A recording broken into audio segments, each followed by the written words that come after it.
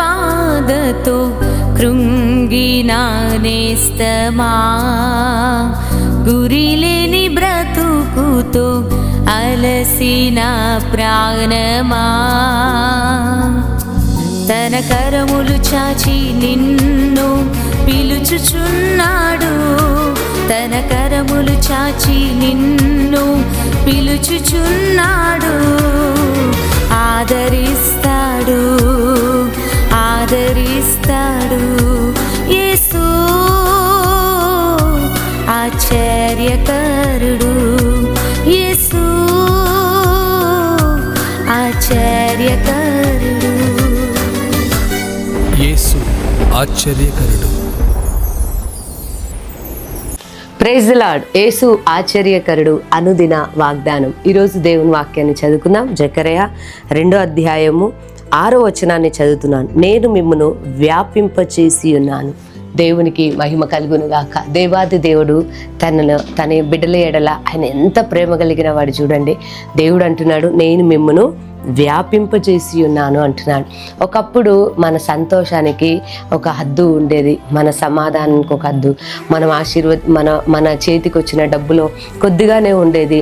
అంతా కూడా ఇరుకులో ఉన్నట్టుగా, అదేవిధంగా ఇబ్బందులో ఉన్నట్టుగా ఒకప్పుడు మనం ఉండేవాళ్ళం. కానీ ఎప్పుడైతే దేవుడు మనల్ని రక్షించి ఆయన కృపలో భద్రపరిచి పిలుచుకొని దేవుడు మనల్ని ఆశీర్వదించాడో ఈరోజు మన స్థితి ఎలా ఉందో తెలుసా? వ్యాప్తి చెందుతూ ఉన్నాం అన్నమాట. వ్యాపింప చెందుతూ ఉన్నాం అంటే మనం విస్తరిస్తూ ఉన్నాం. అంటే మన యొక్క సమాధానము, సంతోషము, ఆరోగ్యము, ఆత్మీయత, అభిషేకము అన్ని విషయాల్లో కూడా దేవుడు మనల్ని వ్యాపింపజేస్తూ ఉన్నాడు. దేవునికి మహిమ కలుగును గాక. ఒకప్పుడు పరిస్థితి వేరు, ఇప్పుడు పరిస్థితి వేరు. ఇప్పుడు దినదినము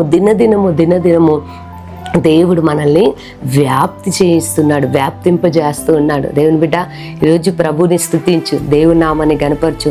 ఒకప్పుడు దినాలు జ్ఞాపకం చేసుకో. ఇప్పుడు దేవుడు నిన్ను ఉంచిన స్థితిని ఒకసారి జ్ఞాపకం చేసుకొని ప్రభుని స్తుతించు. ఎందుకో తెలుసా? ఆయన యందు నువ్వు విశ్వాసం ఉంచి ఆయన నమ్ముతున్నావు గనుక ఆయన నిన్ను ఎప్పుడు కూడా ఇదిగో మోడు బారిపోయినట్టుగా, ఫలములు లేనట్టుగా ఉంచడు, కానీ వ్యాప్తింపజేస్తూనే ఉంటాడంట.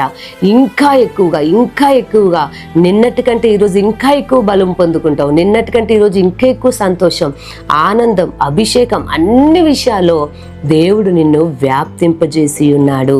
కాబట్టి ప్రభుని స్తుతించండి, ప్రభు నామాన్ని గనపరచండి. మీ యొక్క అభిషేకం రెట్టింపవునుగాక, మీ సంతోషం రెట్టింపవునుగాక, మీ శరీరంలో ఆరోగ్యం రెట్టింపవునుగాక, మీరు అన్ని విషయాల్లో వ్యాప్తింపబడుదురుగాక. దేవుడు మీకు అన్ని విషయాల్లో రెట్టింపును దేవుడు మీకు అనుగ్రహించబోతున్నాడు. కాబట్టి ముందు కొరతలో ఉండేవాళ్ళం, ముందు కొదువలో ఉండేవాళ్ళం, ముందు తక్కువగా ఉండేది. కానీ దేవుడు పిలుచుకున్న తర్వాత ఇదిగో ఆయన నిన్ను వ్యాప్తింపజేసి ఉన్నాడు. కాబట్టి మాటలు నమ్మి ప్రభుని స్తుతించండి, చేసిన మేలులకై కృతజ్ఞత చెల్లించండి. మీ కొరకు చిన్న ప్రార్థన చేస్తాను.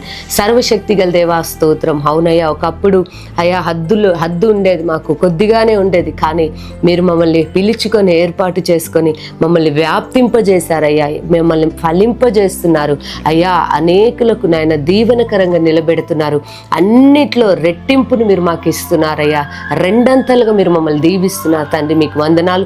ఇంకా మీరు వ్యాప్తింపజేయండి, మీ అందు నమ్మికించు వారిని ఇంకా మీరు ఫలింపజేస్తారు కనుక ఈ మాటలు నమ్ముతూ కృతజ్ఞతతో నాయన నిన్ను స్తుతిస్తున్న బిడ్డల జీవితంలో అద్భుతాన్ని చేయమని యేసు నామంలో ప్రార్థిస్తున్నాను తండ్రి.